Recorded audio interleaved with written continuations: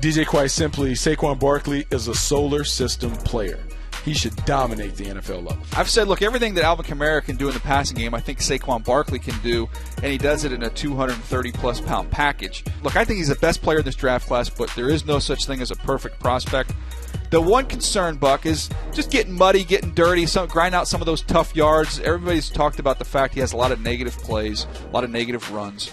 But to me, just being able to stick your head down and grind out those 2 or 3 tough yards, that has been the one major criticism of Saquon Barkley. That gets us to our first interview, Buck, and this is a fascinating conversation with Brian Gilbert, the Saquon Barkley's high school coach at Whitehall High School in Pennsylvania.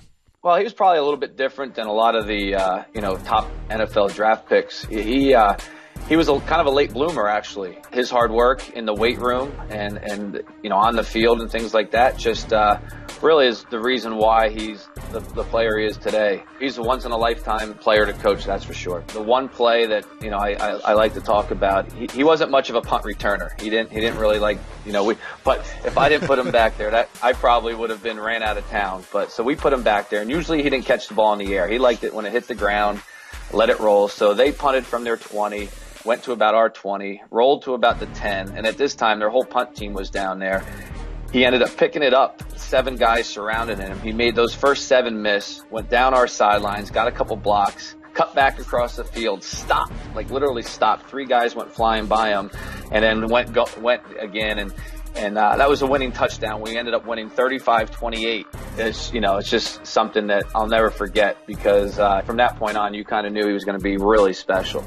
Let's hear from James Franklin, Saquon Barkley's coach at Penn State. We identified him as a guy that we didn't really want leaving the state. At that time, we knew he was a good back and was going to have a nice Big Ten career. I wouldn't necessarily say that we, thought he was going to be what he is today, obviously.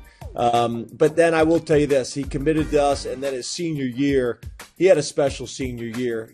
He started, the hurdling thing that he does now. It's funny because after he graduated, he said, "Coach, I'm not going to hurdle guys anymore.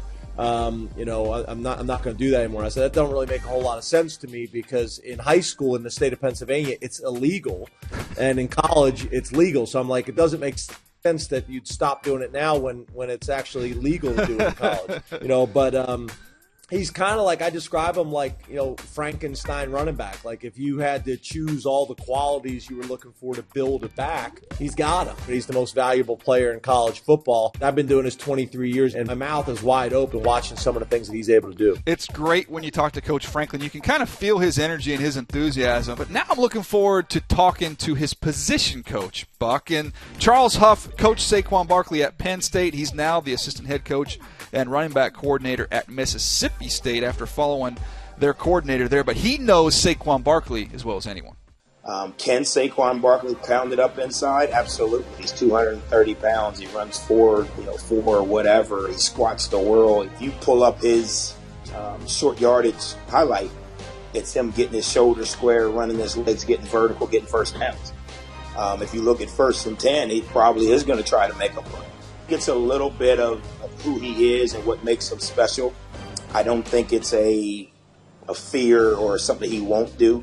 I think Saquon Barkley is the most complete running back in the last 10 years. Well, Buck, the position coach, nobody spends more time with a player than his college position coach, and that was unique insight there from Coach Huff. All right, we got time for one more chat here, and this is going to be a teammate of Saquon Barkley's there at Penn State. Here's our visit with tight end Mike Gesicki. Honestly, you can't say enough about Saquon as a player, but really as a person. He does, so many great things on the field, but he's just, such a great guy to talk to, an awesome teammate.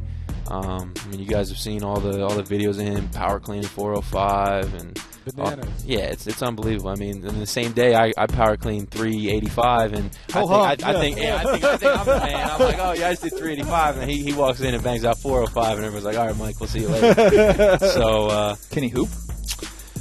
That right there tells you he can't. So if you ask him, if you ask Saquon, he can do it because he's so athletically gifted.